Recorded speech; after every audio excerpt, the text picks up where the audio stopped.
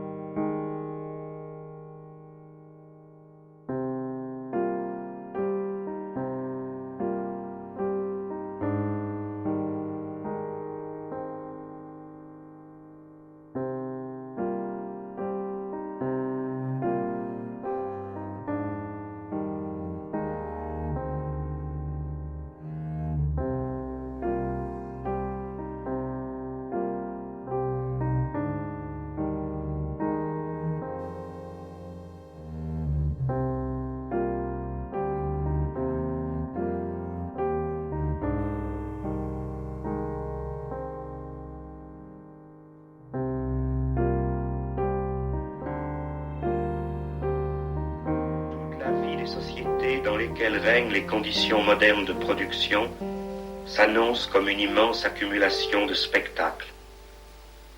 Tout ce qui était directement vécu s'est éloigné dans une représentation. Les images qui se sont détachées de chaque aspect de la vie fusionnent dans un cours commun où l'unité de cette vie ne peut plus être rétablie.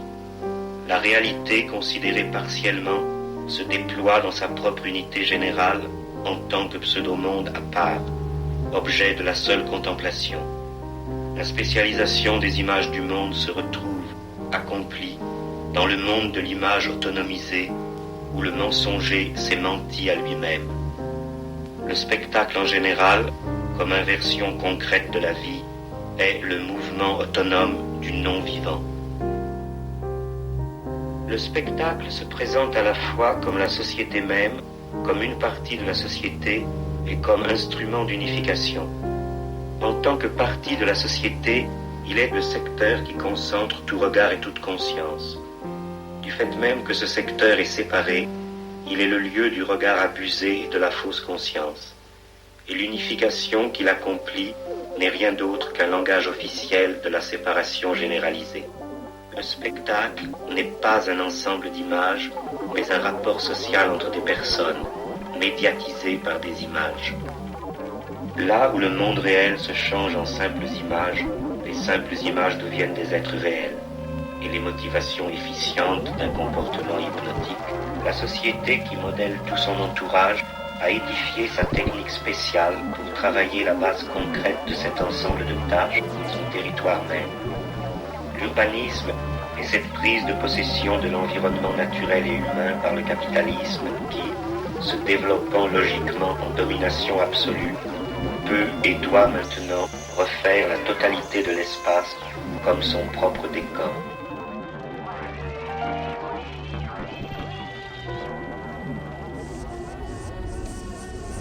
Tout est architecture.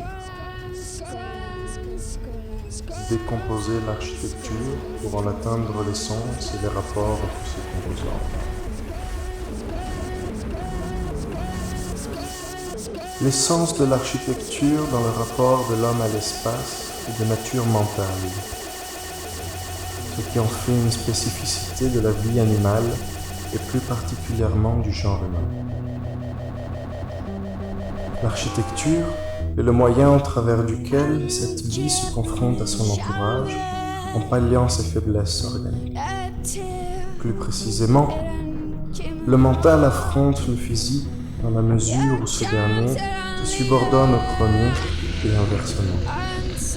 L'être vivant et l'espace se conditionnent mutuellement au travers d'une dimension inconsciente qui somatise et pousse en même temps à la réaction.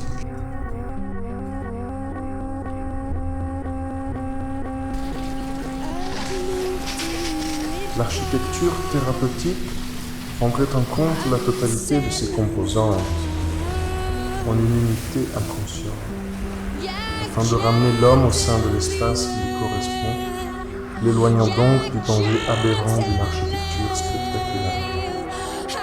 Penser une architecture thérapeutique ne peut se faire qu'en valorisant l'unité de la pensée et de l'action, en une nécessité qui apporterait le souci de qualité du projet et de la réalisation. La santé se manifeste alors en cette condition d'équilibre et de différence qui en affirme ainsi l'unité primordiale de ces variables. La psychologie n'est pas uniquement un fait personnel. L'inconscient, qui possède ses propres lois et des mécanismes autonomes, exerce sur nous une influence importante que l'on pourrait comparer à une perturbation cosmique. L'inconscient a le pouvoir de nous transporter ou de nous blesser de la même façon qu'une catastrophe cosmique ou météorologique. Qui regarde dehors rêve, qui regarde à l'intérieur s'éveille.